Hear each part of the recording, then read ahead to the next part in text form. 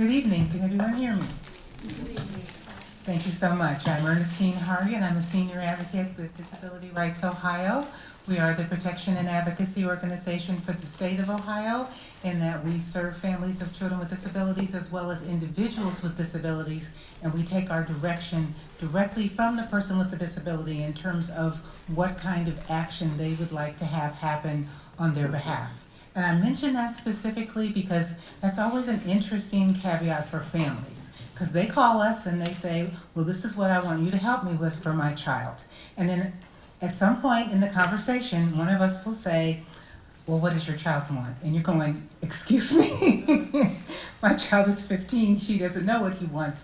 Well, we want to ask him anyway because we don't want to advocate for something that your child doesn't want. We're called Disability Rights Ohio because we represent the person with the disability.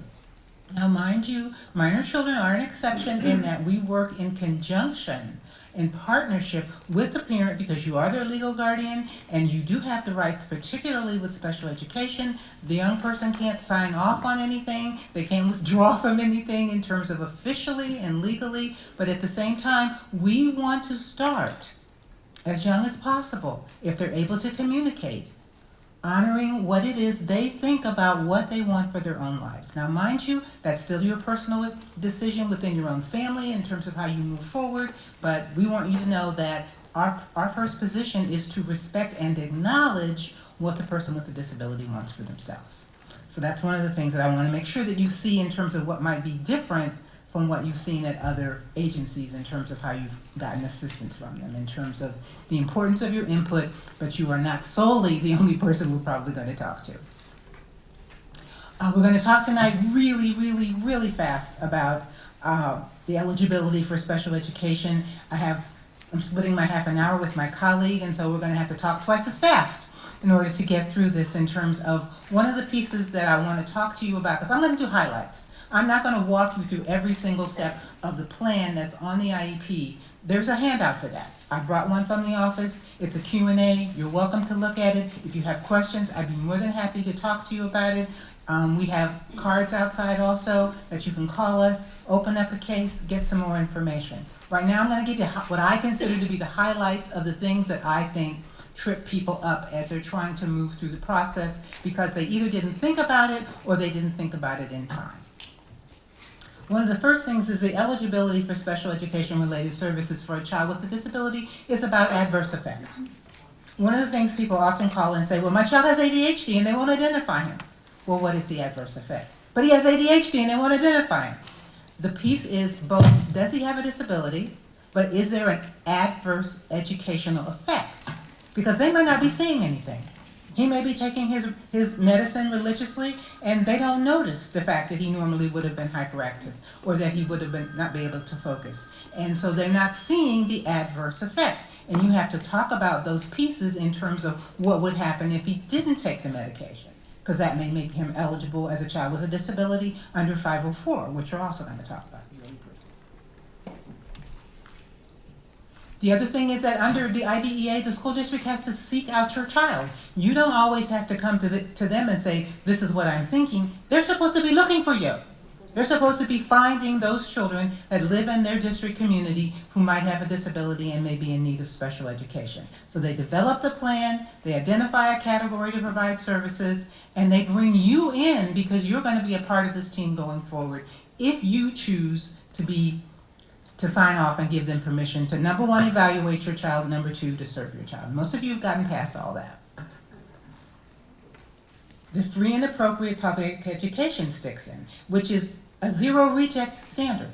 That means everybody that's eligible for public school who has a disability, who qualifies under the IDEA, is eligible to receive a free and appropriate public education. It's not if they have enough money, because people will tell me, you know, but we're really broke and our levy didn't pass, and I'm sorry, but where does it say in the rule that we're only going to require you to provide a free and appropriate public education if you're wealthy or your levy passes? We still have to figure something out with the resources that we have to do the best we can to provide a free and appropriate public education for all of the children who are living within the district. And I understand that that's more challenging for you to do than it is for me to say, but I still want to partner with you to try to help you get that done. The piece that I want you to particularly focus on is that when you're in school, when you're a school-age child, you have the IDEA and that free and appropriate public education that it entitles you to. But the thing that falls away when you transition out of the public school is the IDEA. You don't have related services. You don't have a free and appropriate public education at no cost to you. You have the protections of Section 504 and the ADA, which you have now, but you will continue to have those. And the standard for that is different. We're looking at a physical or mental impairment that substantially limits one or more major activities. And when you come out of school, they're not looking for you. They're not beating the bushes for you. There's no child find that says, you should have known that Johnny has a disability. You can't even ask Johnny if he has a disability. Johnny has to self-disclose. Johnny has to document what the disability is and how it substantially limits a major life activity. That's up to Johnny. So that's part of what we need to work on as we move through school and transition young people into the community, is that people are not going to come and say, please, please, please, let me serve you because I can clearly see that you have a disability. That's not how that's going to work. Reasonable accommodations are what they're required to provide. They are not required to provide specially designed instruction. Reasonable accommodations to make sure that you have access to be able to have comparable opportunity to benefit from the programs and services that they're offering. And the disclosure and the documentation are your responsibility. The post-secondary transition item is item 4 on the IEP. I can't bring this to you tonight, but look out for the new language on the IEP. The forms are changing. Get with your SST and find out what the changes are, whether they have any implications for the things that you want to do for your child. The other piece that people don't really spend nearly enough time on are the diploma options. We have had a wholesale change in terms of how young people can qualify to get a diploma. There is your so-called standard diploma with how many credits you have in column A, column B, and column C. But there are also industry diplomas and other kinds of diplomas that are available to young people, but you have to get yourself positioned to qualify for those, which means you have to know what the qualifications are in order to earn those other kinds of diplomas that would allow a person who doesn't necessarily see themselves moving on to a 4-year or even a 2-year college, but they want a diploma and they want to be employed when they leave school. So they may be looking at an industry-based diploma that's available in their community, because some of those will vary based on what is available within the community that you're living in. Make sure you look at those. The extended time option is also very important. I'll talk about that a little later if I can get to it, but it's one of those pieces that people just automatically, flatly say, I'm entitled to extra time to be able to stay in school until I'm 22. Maybe. Academic and functional skills, that's the other piece that I want to talk to you about in terms of what you have available to you when you're in a school-age setting. Is that part of your identification is about the adverse effect of a disability condition. And the disability condition is reviewed based on how you're doing academically, but the piece that frequently gets short shrift is the functional piece. And unless you're the squeaky wheel that's always being sent home, people think, well, you're functioning fine, but not always. There are functional skills that kids are not developing in line with their peers that are going to come back and make it more difficult for them to get into and be maintained in a post-secondary education setting or in a job setting in terms of some of the so-called soft skills that employers are looking for. And those are part of the things that you can ask your IEP team to look at as a transition skill, that even though they've got things set up now to accommodate your child, that may or may not be available once they have moved into the retail world, the commercial world, the business world, even taking public transportation. They're not going to have a harness for your child. They're not going to bring something in to make sure that he's focused and not bothering anybody on the bus. If he gets lost, what is he going to do? Those are the kinds of pieces that you have to look at in terms of once we don't have the safety net of a free and appropriate public education, how are we going to transition into what's available in the regular world? The traditional diploma, the credits. How many credits do we need? And when are we earning them from year to year? Frequently people lose sight of that. And then all of a sudden you have an IEP team meeting and somebody tells you that you have enough credits to graduate. And you go, when did I get them? When did my child learn all these credits? What subject did he take to earn these? Where are the, wait a minute. Start keeping track of these things as soon as possible so that you will know and not be surprised that this is what they've been taking, this is what they've been given credit for, this was modified, this was not, they took the end of the course test for this or they didn't, in terms of how this was done and whether or not you really understood what you were agreeing to. Whether there were course substitutions, modifications, the assessments at the end of the courses, all of the ways in which the education world has changed over the past 5 years. It's a challenge to try to keep up because we're trying to make education accessible for all kids, not just the kids with disabilities, because many kids are struggling to come out with a diploma. We want to increase attendance, we want to increase graduation, we want all kids to do better. But we don't want kids with disability to be left behind while we're trying to make sure that the majority of kids are getting a better education. This starts at age 16 and older is what the federal law says. But in Ohio, it is always said in the federal law that it could start as early as 14. And Ohio requires it to start at age 14. The appropriate transition assessments are being done at that time, and this is the wrong slide.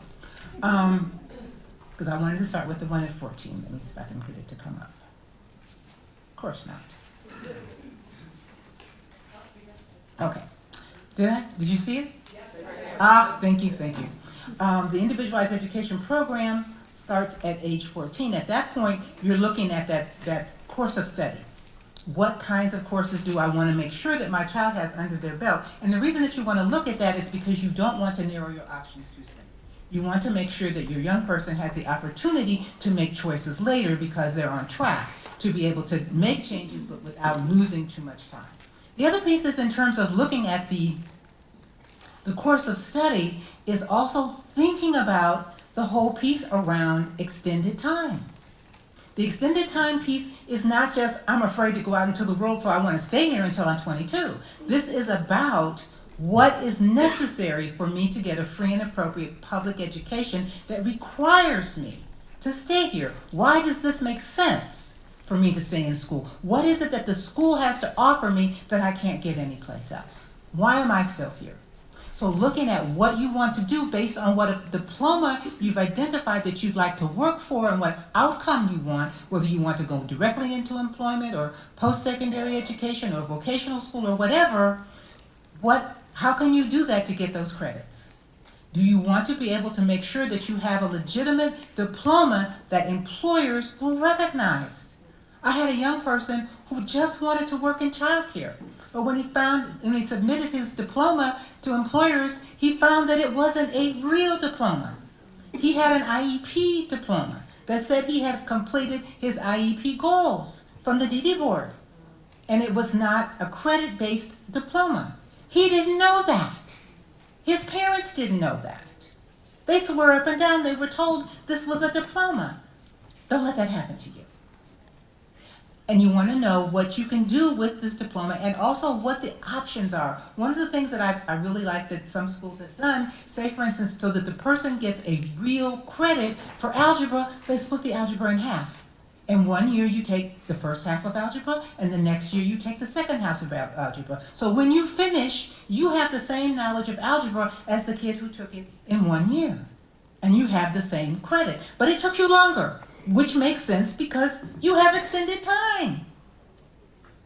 I had a young person that they said couldn't repeat a year in the vocational program because if you fail the first year, then you have to move on because there's no more time. I said, oh no. This is a child with a disability. She has extended time. She can take this again. Oh, well, yes, she can. That's the kind of opportunities that extended time is for.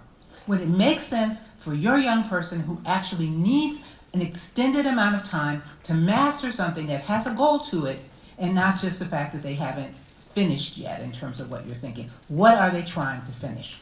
What is it that you want them to accomplish in terms of their academic and their functional situation? Because I've had young people who have really good academic skills, but functionally can't buy the books at the bookstore when they get to college.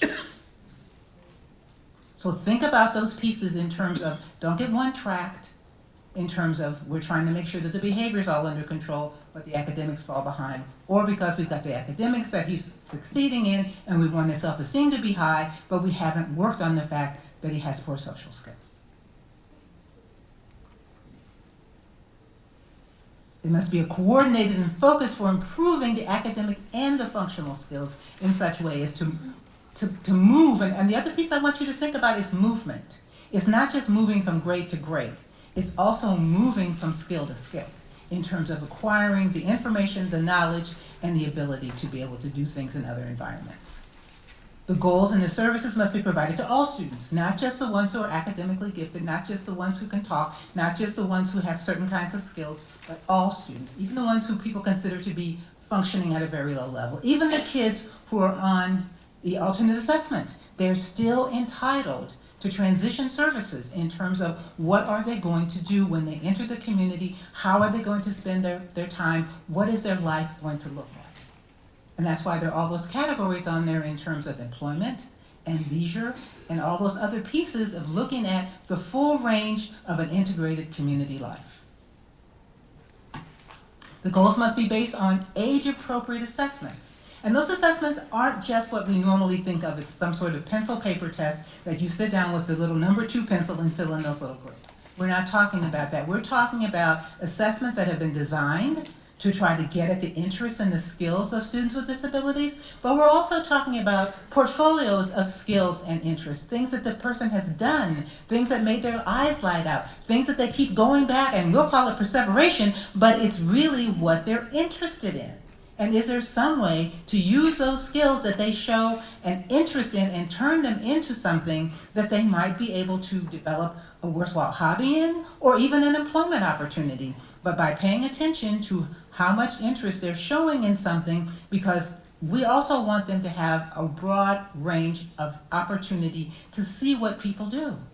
That's one of the pieces that I think we do very poorly with in terms of schools, is looking at the range of what people can do to make a living.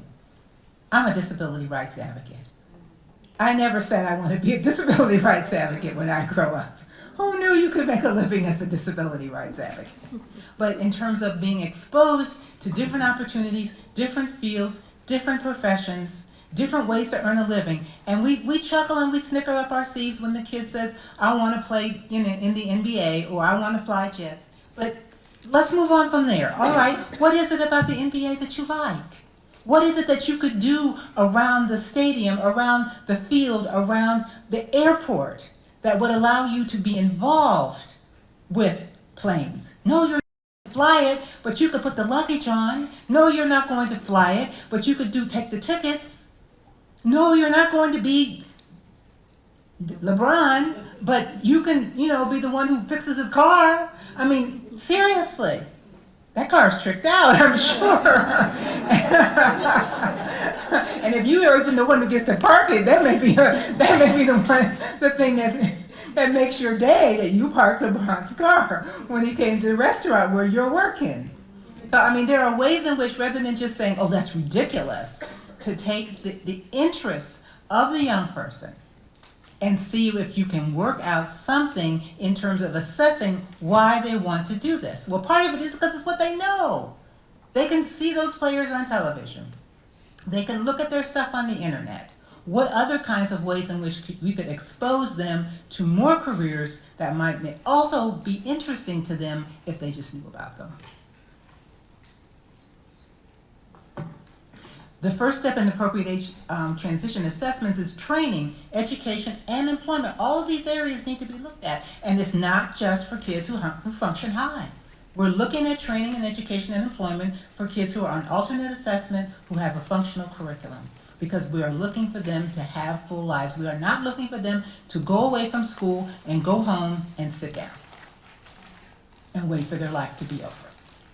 We're looking for them to continue to have connections in the community, have meaningful lives and activities and jobs if they're able to. It doesn't have to be a full-time job. It could be a part-time job. It could be something that they enjoy, that they can share a job with someone else who does the part that they can't do. There's lots of ways of looking at how a person would work and how we define work And it's not just the 8-hour job that most of us have in terms of what we have in terms of the job description that says you have to be able to do all 29 things on here.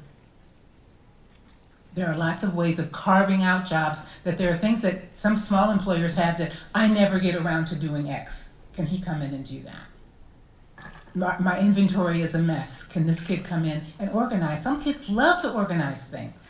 They don't even have to know what they are, just so long as I put them in the right order, because they like them to look orderly and neat. And that's what somebody needs done, and they never get around to it. It could be a job for somebody. But having the opportunity to think about their strengths, their interests, their stamina, what kind of environment they function in. I've got a kid who can decorate cakes, but do not let him try to sell the cake after it's decorated. I had a young person who will cut your lawn to perfection, but she cannot come in the store and sell you the weed killer, because she can't count backwards to make the change. So we carve out the part of the job that she can do, but she has to be trained in order to get into that. The transition services must include instruction, related services, community experiences. That's the part I really want to tell you about, is a community service piece, because schools tend to be kind of insulated in that what we have at school is what we can do. And we have these things. But we have to start reaching out to partner with more people in the community so that kids get work experience and exposure before it's time to actually work and be out in the community.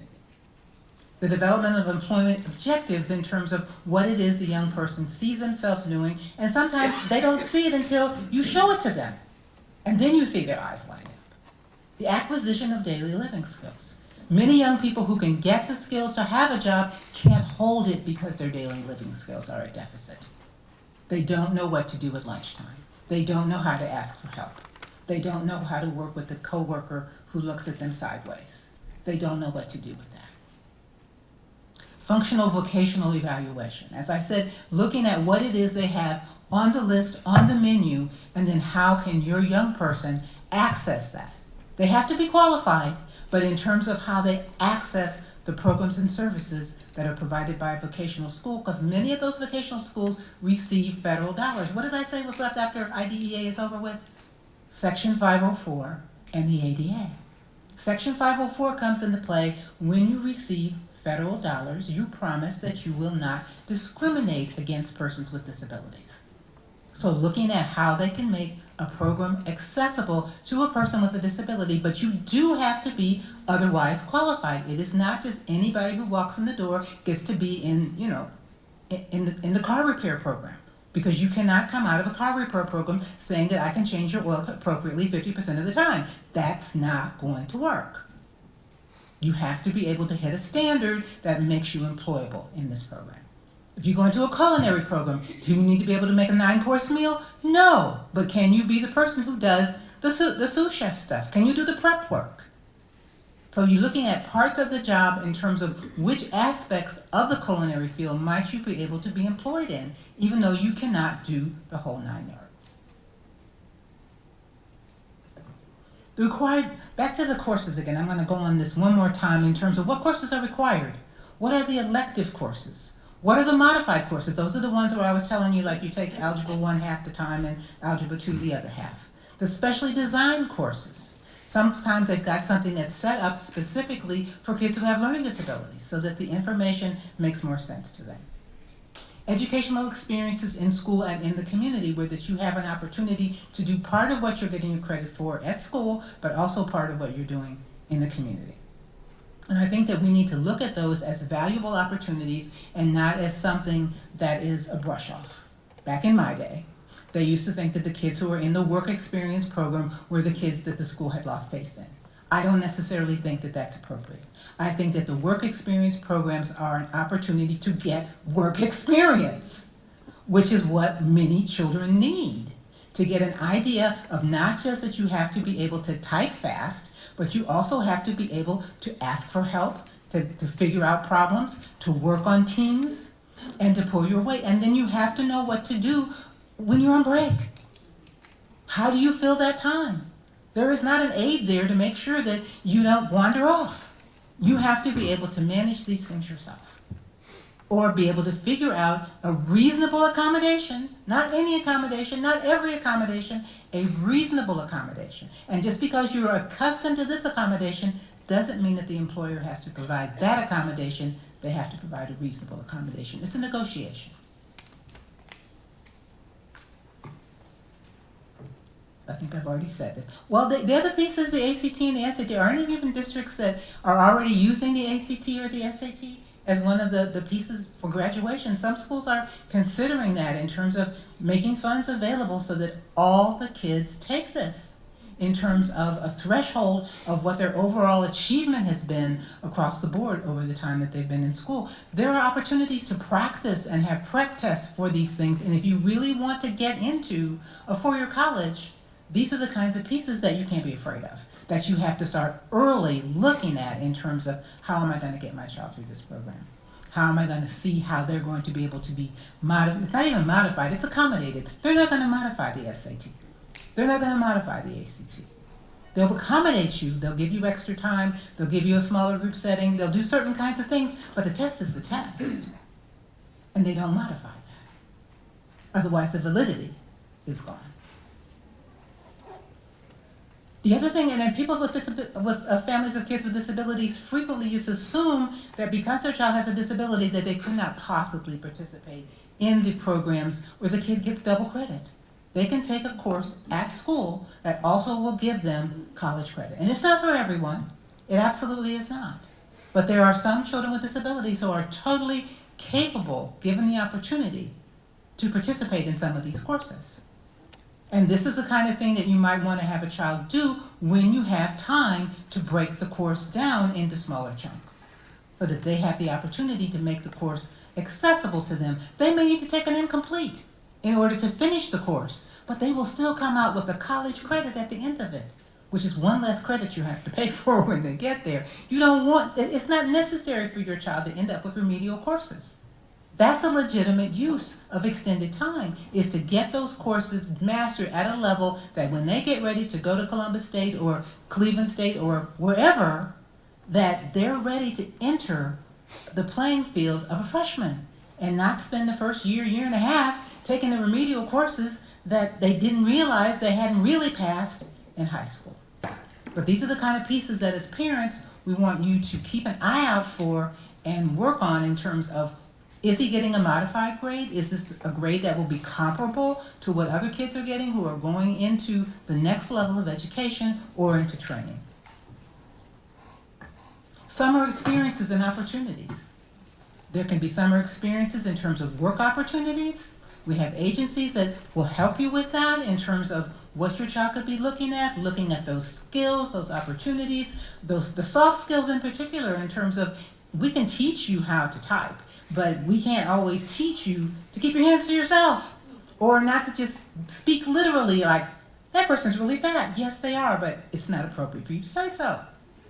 I mean, those are the kinds of pieces that we need an opportunity when you still have a safety net, that you're not looking at ruining your employment history because you went through 5 jobs in 5 months, but you got an opportunity to test out those things, get that job coaching, get that teaching experience in terms of giving you the feedback that you need so that when you get that so-called real job, you'll be able to keep it and stay as long as you'd like and not just as long as they want to keep you. And the summer experiences are also good for internships, to be in real working settings where people are doing some of the work that you think you're interested in. But you may find out from those experiences, my gosh, is that what they do? I didn't realize. I'm not even remotely interested in that. But there's somebody over there that's doing something that looks far more interesting than what I came for. Can I talk to them and find out what they do? Start now as your student moves from grade to grade. We're transitioning all the time. Transition it has a fancy name, and there's lots of requirements for the IDEA. But the fact of the matter is you transition all the time. You move from one home to another. You move from one grade to another. You move from one school building to another. You change teachers from one year to another. You make changes. And how do you make those changes? And how do you prepare? And what makes your child successful in moving from one setting to another, one teacher to another, one subject to another, one friend to another? Everybody's got a child who has a friend who moves away, and we grieve over that. But how do we manage our particular grief and keep moving? How do we manage our emotions? That's a really big deal for all of us in terms of managing our emotions, managing our personal space, managing our own safety in the community. This is another piece that people sort of want to smooth over, but 1 year before your child turns 18, they're supposed to tell them that the rights for special education go to them. They will sign off, but that's also going to come into play if you accept that extended time. Because you're going to be there potentially up until the age 22, which means that there's a possibility that unless you get guardianship of your child, that you're going to have to turn over the responsibility for signing off on the paperwork to them. Have you prepared them for that? Do they know what's going on behind the scenes? Do they even come to their own meetings? Do they know what's on that IEP? Do they know what their disability is? Have you talked to them about that? Are they comfortable talking to other people about it? Because the other transition from the IDEA when they seek you out and take care of you is that you have to speak up. They can't even ask you. So if you want to basically continue to have that kind of responsibility and that kind of authority over your child, you would need to get guardianship papers from the probate court. There are other ways of looking at that in terms of some limited pieces. Maybe you just have healthcare power of attorney. Maybe you just have payeeships where that you manage their money, but you allow them the dignity of having guardianship over their own person. So don't assume that you have to have guardianship of both the person and the estate, which would mean all of their functioning. You can look at what it is they can handle and look at having guardianship in limited ways that still allow them to make a lot of choices on their own. The student is the most important person on the team. We're transitioning them to adult life. The whole point of adult life is to make decisions, is to be able to be powerful in your own life about what it is you want. But it also means the ability to make some mistakes and to learn from those mistakes. The meetings about transition schools must invite the student. Mind you, they can't make you bring the student. They can't make the student come any more than they can make you come. But they must be invited. Outside agencies also need to be invited by the time the child's 14 or 16 years old in terms of making sure that you know what else is out there. And you don't have to wait for the school to invite other agencies. You can invite other agencies. If you're already working with the Board of Developmental Disabilities, you can invite your SSA to the meeting, your support services administrator to the meeting. If the student doesn't know what they want, that's when you start using those assessments to help determine what is going on, what it is they already know about, what they're interested in, and what it is they don't know about to make sure that they have more things. Self-advocacy. I'm frequently the one at the IEP table who says, is there a goal for self-advocacy? When are we going to help this person start to take the reins of their own life in terms of being able to speak up appropriately about what their feelings are, what their preferences are, and what their needs are? This is a safety issue. We want young people to live integrated lives in the community. How can they be safe if they don't know how to talk about what they need, when they're uncomfortable, when you need to step back, what to do when they're interfacing with law enforcement? All of those kinds of pieces in terms of self-advocacy that will keep them safe and make them assertive and effective, but not be perceived as being belligerent or inappropriate. Understanding their own disability, which is also a part of being able to talk about it, when to talk about it, who to talk about it to.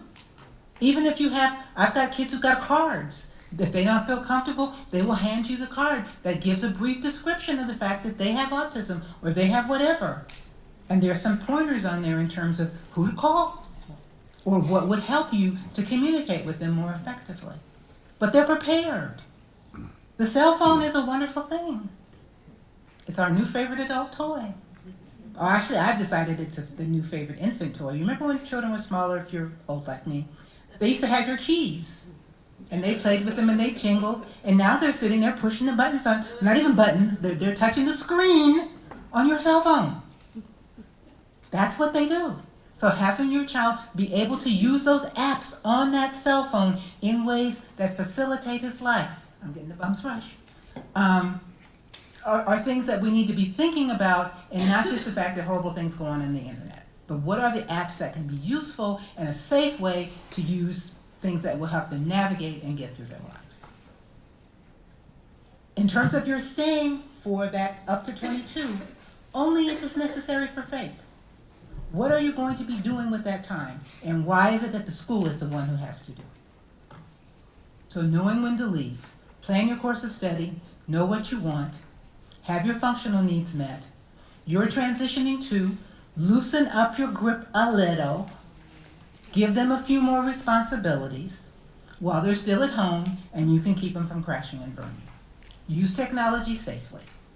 You're eligible for these other services, which somebody else is going to talk about in terms of the Department of Developmental Disabilities, opportunities for Ohioans with disabilities, Social Security, Medicaid, and all those kinds of pieces. These are the pieces in terms of things that you have in your handout that will tell you where to look for additional information from the Ohio Department of Education in terms of your parents' rights, and also for remedy options that are available. And of course, feel free to call our office. Thank you so much. When you come to the end of your rope, try not to hang on.